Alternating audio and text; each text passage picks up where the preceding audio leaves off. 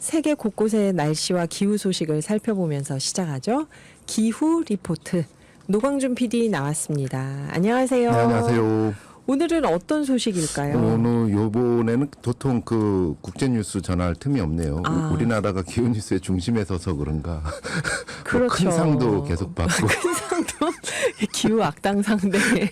오늘도 우리 하나 얘기인데요. 네. 그 진행자님께서 이제 여는말 프로그램 여는말 하실 때 5시에 이렇게 늘 질문을 하셨는데 저는 그게 딱 꽂혔었어요. 왜 쌀 수확량이 줄었다고 하는데 쌀값은 계속 떨어질까? 네, 지금 저는 그 답이 없습니다. 네, 지금 찾아봐도. 그래서 그 순간적으로 찾아봤는데 네. 어떤 언론도 여기에 대해서 답을 안 하고 있어요. 얘기를 안 해줘요. 예. 예. 그래서 답답해서 예. 저희가 직접 취재를 아, 해봤습니다. 네, 여러분 오늘의 기후의 특종입니다. 네, 쌀값 미스터리. 왜 흉년인데 쌀값이 떨어질까? 그러게요. 이 취재 내용이 조금 많아서요. 그러니까 오늘 첫 번째로 들려드리고 내일 네, 미진한 걸로 2탄으로 맞아. 하도록 네. 하겠습니다. 우선 쌀값이 정말 떨어졌는가 사실입니다. 보이는 라디오의 한 가지 그래프를 첫 번째 띄워드리겠습니다.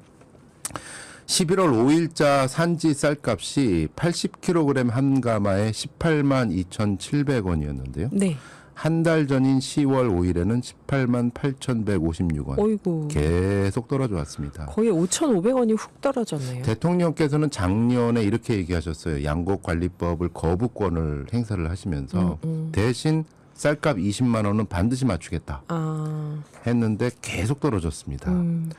45년 만에 최대 폭락을 기록했던 지난 2022년보다 더 낮은 가격입니다. 네, 분노한 농민들은 곳곳에서 논을 갈아엎고 또 오늘도 서울로 상경해서 대규모 집회를 했고요. 네. 이게 끝이 아니라고 하죠. 근데 이제 이런 사안을 떠나서 정치적인 사안을 떠나서 기후 대응 측면에서도 매우 우려스러운 일입니다. 네, 더 잘 아시겠지만 기후 위기는 식량의 위기다. 여기에는 적정 수준의 자금 능력 확보가 중요한데 우리나라 다 낮은데 그나마 쌀농사 하나만 자급 기반을 유지했는데 네, 이거마저 심리적으로 흔들리는 게 바로 쌀값의 생산비 이하 하락이라면 네, 이것에 대해서는 우리 도시민들도 마냥 아이 좋아 쌀값이라도 좀 떨어져야지 이렇게만 할 수는 없지 않을까. 그렇죠, 가장 궁금한 점은 왜 쌀값이 떨어지는가. 그렇죠. 도통 시원스럽게 답을 하는 기사가 없습니다. 첫 번째 질문. 과연 풍년이었나? 풍년이 아니었다고. 풍년이 아닙니다. 네. 실제로 이제 농민들의 말은 풍년이 아니었다라고 하는데 이제 또 통계하고 어긋날 수가 있잖아요. 네. 통계청 자료를 찾아봤습니다. 두 번째 그래프 보시면요. 두 번째 그래프는 아니군요. 예. 올해 쌀 생산량이 작년보다 3.2% 줄어들었습니다. 그 이유는 일단 쌀 자체를 적게 심었습니다. 재배 면적이 재배 줄은 거예요? 면적이 줄었습니다. 작년보다 1.5% 줄었습니다. 네, 재배 면적으로만 보면 1975년 이래 올해가 가장 쌀을 적게 심은 해입니다. 네, 쌀 재배 면적이 줄어들면서 당연히 쌀 생산량도 3년 연속 감소하고 있습니다. 네, 그럼 농사는 잘 됐는가? 단위 면적당 생산량이라고 하거든요. 예를 들어서 10아르에 몇 킬로그램이 나오느냐. 네. 단위 면적당 생산량도 통계청 자료에 따르면 전년보다 1.8%가 줄어들었습니다. 거의 2% 준 거네요. 예. 저희 프로그램에 출연하시는 친환경 농민들은 실제로 10% 이상 줄었다. 예, 예. 그 이유는 똑같습니다. 벼에 나달이 익어가는 9월부터 10월 중순 사이에 이상고온과 집중호우로 병해충 피해가 심해졌다. 이상기온. 예. 예, 그래서 공식적인 자료는 저희가 확인을 할 수 있었습니다. 3년 연속 쌀 생산량이 줄어들었다. 근데 왜 쌀값이 계속 떨어질까? 이게 시장 논리일까?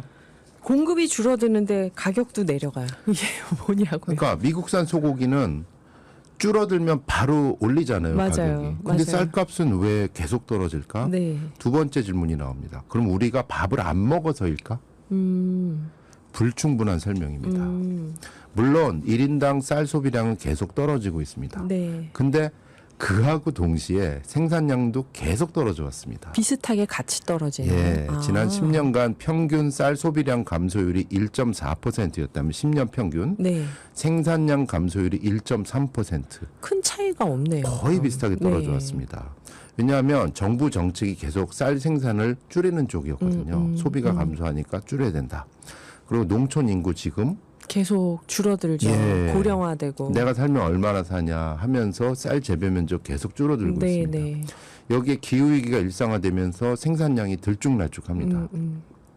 그래서 두 번째 그래프 띄워드리겠습니다. 보이는 라디오에 쌀 수요 대비 공급 현황을 말해주는 쌀 자급도를 보시면 2022년을 제외하고 한 번도 100%를 채운 적이 없습니다. 그러면 우리가 공급이 수요를 넘긴 적이 없었다는 그렇습니다. 얘기잖아요. 2018년도에 97.3%, 네. 19년도에 92.1, 20년도에 92.9, 21년에 84.6, 22년에만 104.8%. 한 번 오르고. 예.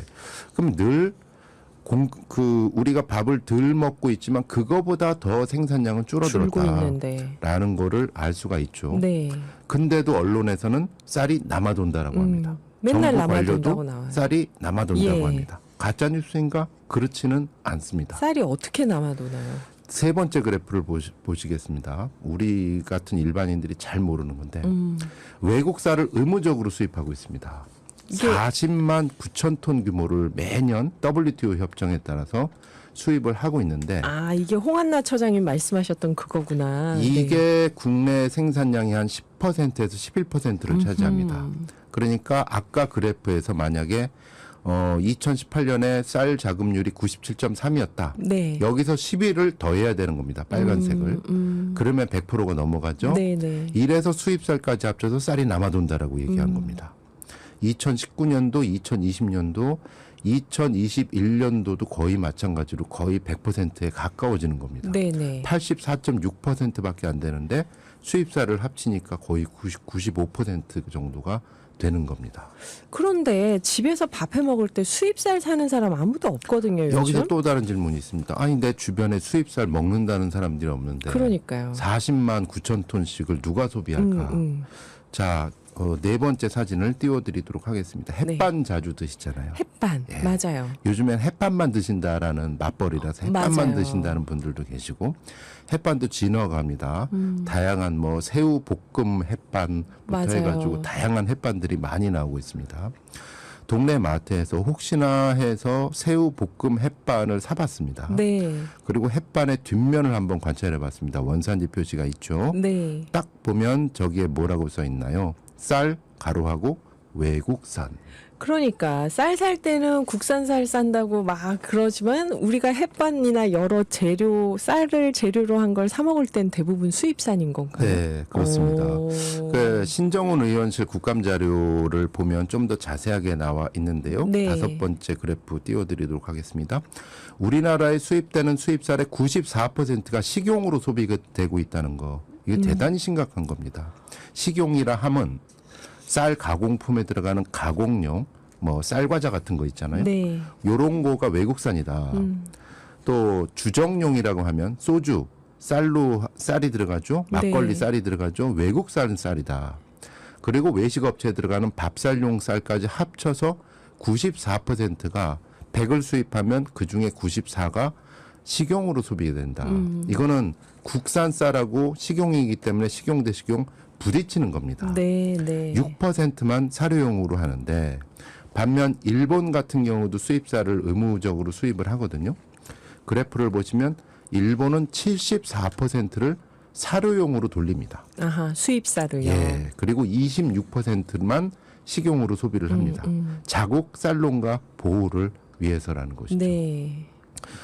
그렇다면은 수입쌀이 쌀값 하락의 본질일까? 네. 본질이 아닙니다. 아, 정말요? 수입쌀은 매년 들어왔습니다. 아, 어차피 해마다 그랬다. 매년 들어왔는데 왜 작년 연말부터 올해까지 쌀값이 계속 그런가? 떨어질까? 그리고 보통은 그 쌀 수확기 전에 그러니까 전년도 묵은 쌀이 다 해소가 되고 햅쌀 들어오기 전에는 반짝 오르거든요. 네. 올해는 그것도 없었어요.